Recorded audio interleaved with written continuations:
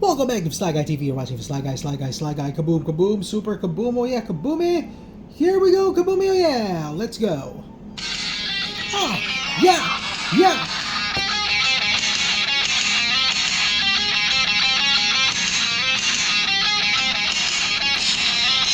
So amazing! Oh, good fella! It's the Blade of Miquella! Melenia here, Melenia there, Blade of Miquella, yeah, they're everywhere! Then we're coming back to school. I bet the teachers think we're cool, but now we're going up to stay up late. Gonna call up all the friends and watch the movie till the end. Now we'll never go to bed, yeah. Going out for some pizza and beer. She's so fine and the night sky is clear. Coming down and our parents won't know. Going right down to the rock show. Going out tonight. The only thing that feels so right. Swing hand in hand, pretending. Going out tonight. We're gonna have another fight. I know what's going down. Pretending we're ending. Yeah, welcome back, guys, to another episode of Sly Guy TV with Sly Guy and Brad. Now, we're gonna show you the toughest boss in Elden Ring. One of the most difficult bosses to beat because of her waterfowl dance. I'd like to introduce you to the Blade of Miquella. Melenia, the Blade of Miquella. This is her second form, of course, Valkyrie mode on, and she is very, very devastating, super difficult to beat, as you're going to see here that the Lord of Darkness will have a very difficult time defeating her Angel Blade. So, as we do move forward, more and more people are starting to play Mage Knight right now. I have seen more groups supporting the game, more groups basically liking the tabletop game experience.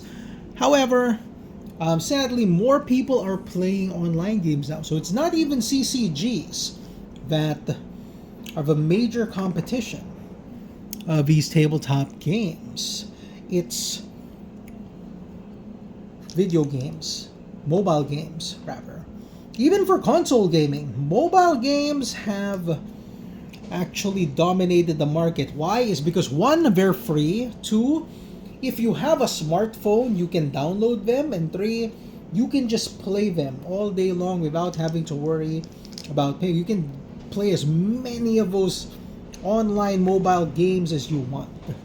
And you won't even have to worry about paying for anything compared to a PS5 game now, which is roughly around $40 a game. It's expensive to game with a console today, which is why mobile gaming has become the more cost-efficient way of gaming. I mean, way back then, when during the days of Temple Run and Candy Crush, I mean, mobile gaming was a really, really big thing back then. So, console gaming, however, is much, much different than just regular mobile gaming because you get better graphics, you get longer games, you get better gameplay. However, right now, games such as Resident Evil 2 are beginning to get ported to the iPhone. So, phones are getting very, very powerful, that they're becoming mini PCs in a way. And which is why most people don't even have time for tabletop anymore. Now, if, let's just say, for example, you were from a very, very wealthy family and you have parents who don't like their kids to spend too much time on their gadgets. That's when tabletop and CCGs come into play, because parents, for some reason, would like to pry their kids away from their gadgets, which is sort of funny because later in life, once they grow up, once they start working, they're gonna be on their gadgets 24/7. They're gonna be on their laptops because they're gonna have to work. They're gonna be on their cell phones because they're gonna have to contact their clients in LinkedIn or on Facebook or Instagram or wherever they get their leads. They're going to have to